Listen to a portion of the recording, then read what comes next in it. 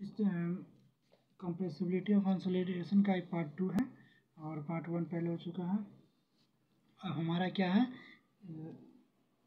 कि graph between the void ratio और effective stress. तो क्या होता है देख लेते हैं। चलिए, नॉर्मली कंसोलिडेटेड क्ले के लिए क्या होता है ग्राफ, यदि हमारा इधर इफेक्टिव स्ट्रेस है इधर वाइड रेशियो है तो क्या हो रहा है डिक्रीज। जैसे जैसे हमारा वाइड इफेक्टिव स्ट्रेस बढ़ रहा है वैसे वैसे क्या हो रहा है वाइड रेशियो घट रहा है ना। इफेक्टिव स्ट्रेस बढ़ रहा है, वाइड रेशियो घट रहा है किसके, नॉर्मली कंसोलिडेटेड क्ले के लिए। ठीक ठीक, अर्थमेटिक स्केल पे देखें, यदि लॉग सेमी लॉग स्केल पे देखते हैं तो देखिए यहाँ पे कर्व टाइप का आ रहा है। सेमी लॉग पे जब हम लोग ग्राफ देखेंगे तो क्या आ रहा है एकदम स्ट्रेट लाइन का ग्राफ है ना ये। ठीक, log 10 इफेक्टिव स्ट्रेस है इधर वाइड रेशियो। ठीक है ये। उसके बाद ओवर कंसोलिडेटेड क्ले का देखेंगे तो ओवर कंसोलिडेटेड क्ले का देखिए किस तरह का बन रहा है। ठीक, इफेक्टिव स्ट्रेस वाइड रेशियो क्या हो रहा है डिक्रीज कर रहा है। ठीक, इसका अपवार्ड हो रहा है, इसका डाउनवर्ड हो रहा है ऐसे नीचे की तरफ। ठीक, ये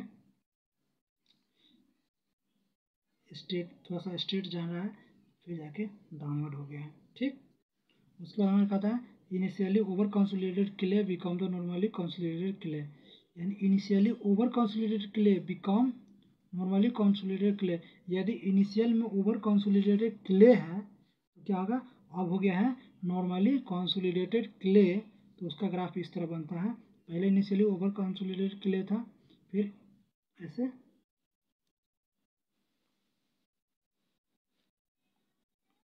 देखिए initially over consolidated clay become the normally consolidated clay, यहाँ से ओवर कंसोलिडेटेड क्ले, यहाँ से नॉर्मली कंसोलिडेटेड क्ले। ठीक, अर्थमेटिक स्केल पे है और ये लॉग सेमी लॉग स्केल पे है ऐसे। ठीक, ये स्ट्रेट लाइन आ रहा था और ये ऐसे डाउनवर्ड। ठीक है ये। उसके बाद कहता है when clay undergoes the recompression and compression. Recompression and compression का क्या कंसेप्ट है, ये हमारा वाइड रेशियो है, इफेक्टिव स्ट्रेस का है और यहाँ से क्या हो रहा है कि सी बी ऐसे फिर इधर से ऐसे, यानी रीलोडिंग होगा तो घटेगा फिर और अनलोडिंग होगा तो फिर बढ़ेगा। जब हटा दे आप लोड लगा रहे हैं तो क्या हो रहा है इफेक्टिव स्ट्रेस बढ़ रहा है और वाइड रेशियो घट रहा है। और फिर जब अनलोडिंग करते हैं तो इफेक्टिव स्ट्रेस ऐसे घटते जाएगा और वाइड रेशियो बढ़ते जाएगा। फिर रिकम्प्रेशन फॉर द कंसोलिडेटेड सैंपल, यहाँ से ऐसे ग्राफ आ रहा है, यहाँ वर्जिन कंप्रेशन यहाँ पे। ठीक, और यहाँ से क्या है रिकम्प्रेशन।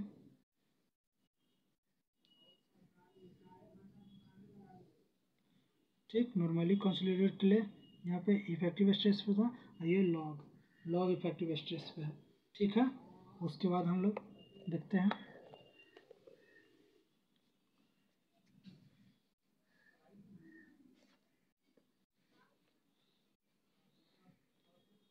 यहाँ से हमारा आ रहा है effective determination of compressibility parameter. क्या चीज डिटर्मिनेशन ऑफ कंप्रेसिबिलिटी पैरामीटर कहता है coefficient of the compressibility, coefficient of compressibility a भी। अब डिटर्मिनेशन ऑफ कंप्रेसिबिलिटी हम लोग कंप्रेसिबिलिटी निकाल रहे हैं तो उसमें पहले कोफिशिएंट ऑफ कंप्रेसिबिलिटी निकाल लेते हैं ए भी। और कोफिशिएंट ऑफ कंप्रेसिबिलिटी ए भी क्या है कि slope of effective stress versus void ratio curve on the arithmetic scale is called the coefficient of compressibility. Coefficient of compressibility होता है कि चेंज इन इफेक्टिव स्ट्रेस कितना आ रहा है, यहाँ से देख लीजिए इफेक्टिव स्ट्रेस आई क्या है हमारा वाइड रेशियो। ठीक, और यहाँ से कर्व यहाँ से घट रहा है तो हो जाएगा हमारा effective stress versus void ratio का कर्व निकाल जो दिखे और इस पर स्लोप, इसका स्लोप देखिए क्या होगा, यहाँ से अगर टेन थीटा लेंगे तो क्या होगा चेंज इन वाइड रेशियो बटा चेंज इन इफेक्टिव स्ट्रेस। ठीक है, इसी को हम लोग क्या बोलते हैं ए भी, क्या जी कोफिशिएंट ऑफ कंप्रेसिबिलिटी। और कोफिशिएंट ऑफ कंप्रेसिबिलिटी में मीटर स्क्वायर, इसका होता है मीटर स्क्वायर पर kilo newton, metre square into metre. ठीक, नेगेटिव हुआ क्योंकि डाउनवर्ड स्लोप है। अतः coefficient of compressibility decrease with increase in the effective stress. Effective stress हमारा जैसे जैसे बढ़ेगा वैसे वैसे हमारा क्या होगा कि कोफिशिएंट ऑफ कंप्रेसिबिलिटी घटेगा। ठीक, अब कहता है hence the soil become the steeper and effective stress is increase and curve become the flatter. क्या है क्वेश्चन, देखिए इस लाइन से क्वेश्चन आता है, कहता है कि इफेक्टिव स्ट्रेस, ठीक, कहता है soil become the steeper, soil हमारा क्या हो रहा है स्टीपर हो रहा है, इफेक्टिव स्ट्रेस इंक्रीज कर रहा है और कर्व क्या हो रहा है फ्लैटर हो रहा है, कर्व हमारा फ्लैटर और सॉइल बिकम स्टीपर। फिर कहता है कंप्रेसर इंडेक्स और सीसी।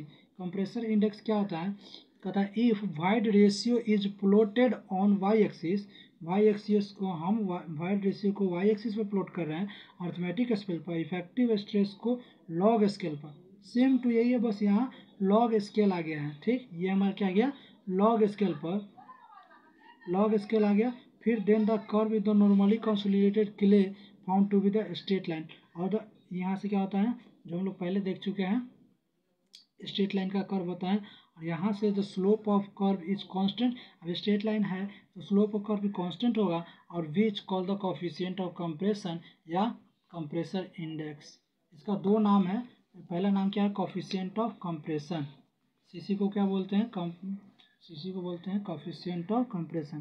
क्या जी coefficient of compression, this curve is the coefficient of compression बोलते हैं इसको। इसका दूसरा नाम है कंप्रेशन इंडेक्स।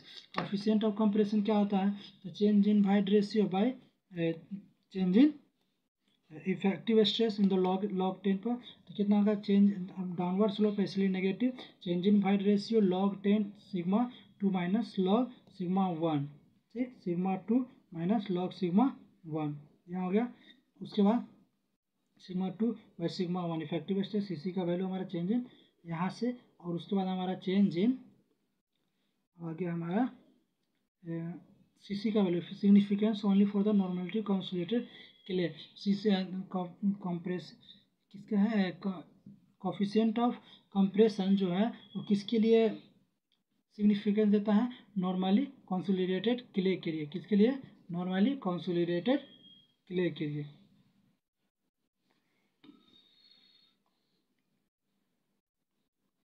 और उसके बाद हमको क्या देखना है कि CC does not depends upon the effective stress, क्या बोल दिया देख लीजिए, CC does not depends upon the effective stress, it has the constant value for the particular type of the soil. अब ये हमारा सीसी जो है कंप्रेशन इंडेक्स या कोफिशिएंट ऑफ कंप्रेशन जिसको बोलते हैं, ये कांस्टेंट होता है किसी पर्टिकुलर सॉइल के लिए, और इफेक्टिव स्ट्रेस पर ये डिपेंड नहीं करता है। और हम इसको निकालते कैसे हैं, तो डिटर्मिनेशन ऑफ सीसी के लिए to undisturb soil clay of the medium sensitivity होता है, एस टी का वैल्यू लेस देन 4 है, तो हम लोग हम सीसी का क्या वैल्यू यूज करते हैं, CC compression coefficient of compression equal to 0.009 WL minus 10, 0.009 WL minus 10 हो गया। और where the WL is the liquid, WL का है लिक्विड लिमिट इन परसेंटेज में पुट करना है, 70% होगा तो यहाँ 70 पुट करेंगे, ठीक है, 50% होगा 50%, ये नहीं कि 0.5 पुट करेंगे, नहीं। फिर कहता है ये किसका अनडिस्टर्ब सॉइल के लिए था, और कहता है remoulded clay and the medium to the low sensitivity में कितना है 7 आ गया, 0.007 WL minus 10 according to NPTEL जो हमारा है, उससे अगर देखा जाए इक्वेशन तो 0.007 WL माइनस 7 होता है, ठीक।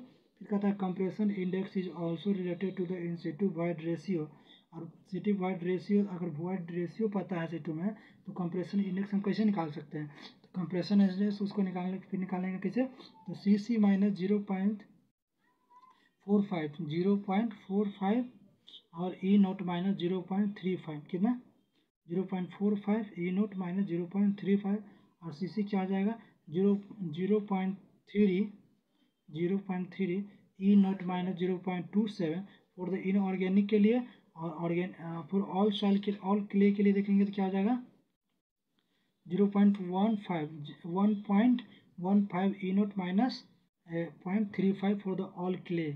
सभी टाइप ऑफ सॉइल पर डिपेंड कर रहा है कि सभी सॉइल के लिए डिफरेंट डिफरेंट है। ठीक कहता है यदि where the unit is initial void ratio centre of compression is the layer before the any compression. ठीक, तीन फार्मूला कौन कौन मिला हम लोग को? 0.54, 0.3, 1.14। यहाँ पे ये और ये 0.35 है, 0.35 इनऑर्गेनिक के लिए हो जाएगा 0. अब क्या हो जाए, natural water content is WN and the CC value. तो नेचुरल वाटर कंटेंट आपको पता है तो वहाँ से CC का वैल्यू निकाल सकते हैं आप 0.0115 WN। ठीक, जहाँ की WN का वैल्यू किस में पुट करना है आपको? परसेंटेज में पुट करना है। ठीक है, फिर उसके बाद कहता है, उसके बाद हमारा क्या बोल रहा है क्वेश्चन में,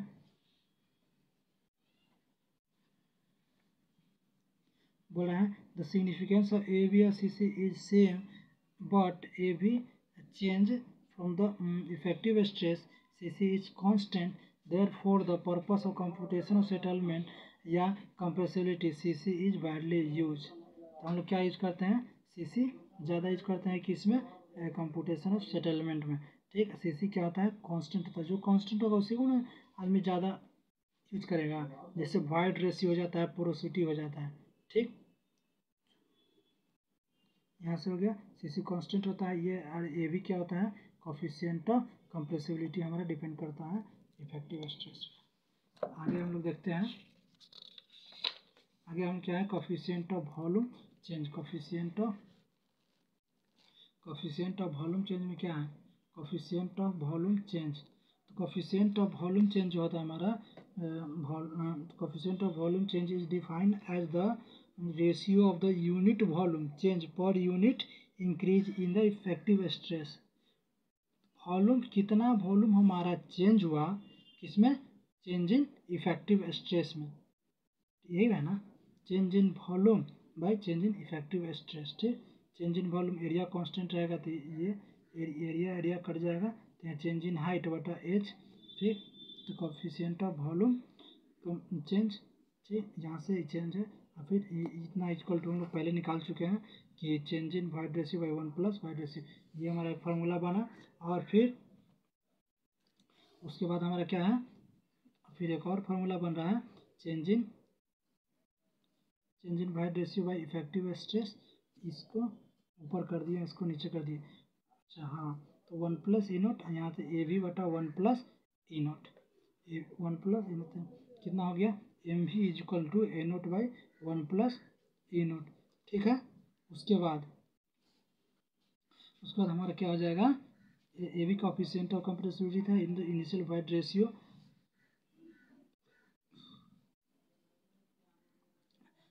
कोफिशिएंट ऑफ वॉल्यूम चेंज और कोफिशिएंट ऑफ कंप्रेसिबिलिटी दोनों कांस्टेंट नहीं है। ठीक, उसके बाद हमारा होता है expulsion and recompression index. Expulsion and recompression index क्या होता है?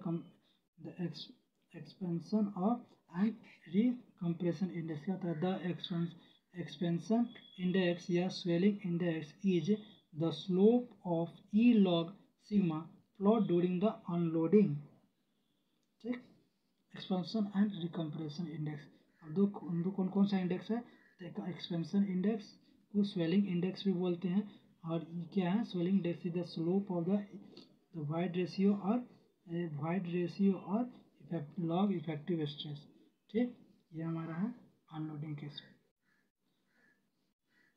तो इसको हम किससे डिनोट करते हैं? CE से।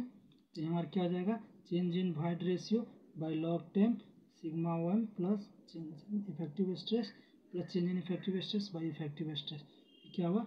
CE the coefficient of expansion है ये। उसके बाद रिकम्प्रेशन इंडेक्स इसको बोलते हैं। अब हमारा क्या आ जाएगा? Expansion index is much smaller than compression index. Expansion index होता है much smaller than compression index. Expansion stress का वैल्यू कम होता है किससे? कंप्रेशन इंडेक्स से। फिर कहता है the slope of the recompression curve, the slope of the recompression curve you obtain during the obtained during the loading CPD and the void ratio is plotted against the effective stress on the semi। ये जो हमारा है क्या है, unloading के case में, ये क्या है, लोडिंग के केस में, obtained during the रीलोडिंग, दोबारा जब लोडिंग करते हैं उस केस में, CFD और ये क्या था, BEC अनलोडिंग केस में क्या था, एक्सपेंशन जॉइंट, एक्सपेंशन इंडेक्स, और रिकम्प्रेशन इंडेक्स कब आएगा हमारा, रीलोडिंग के केस में। ठीक, प्लॉटेड इफेक्टिव स्ट्रेस और सेमी लॉग स्केल तो चेंज इन क्या होगा, change in effective stress by, ये हमारा पॉजिटिव है, ये हमारा नेगेटिव है, change in effective stress log sigma 1 plus effective stress. अब recompression index is 1/5 to 1/10 times the compression index. Recompression index का वैल्यू कम होता है और उसका वैल्यू कितना होता है कि 1/5 to 1/10 times the compression index, 10 times the compression index हो गया। ठीक, the compression index is 1/5 to 1/10 times the compression index. ठीक है, उसके बाद हमको क्या कहता है, प्री कंसोलिडेशन प्रेशर।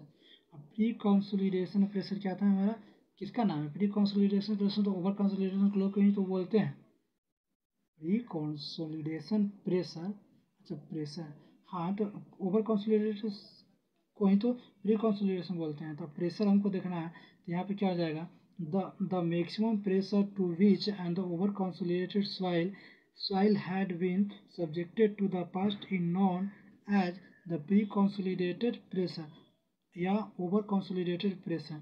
ठीक, क्या था, maximum pressure at which the over consolidated soil has been subjected to the past, मतलब मैक्सिमम प्रेशर पास्ट में हो चुका है, उसी को कहते हैं हम लोग ओवर कंसोलिडेटेड प्रेशर।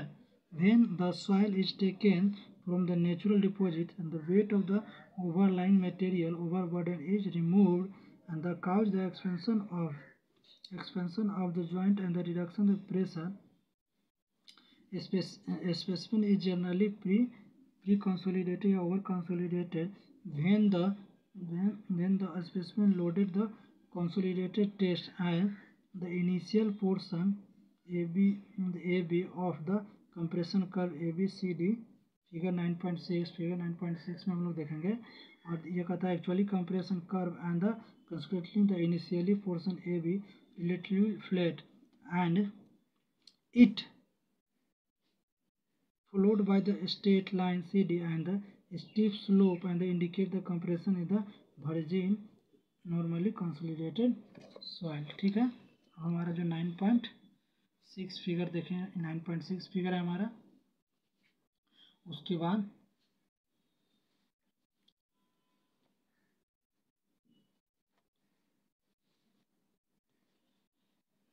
हमारा क्या कहता है कि the transition range BC, B और सी क्या है, ट्रांजिशन रेंज है जहाँ से बदल रहा है। ये बाइसेक्टर है, ये टेंजेंट है, और ये क्या है हमारा, एक परपेंडिकुलर लाइन है जो कि sigma C, effective sigma C यहाँ से होगा। और उसके बाद तो कहता है slope gradually change and the pre consolidation pressure sigma C fall in the range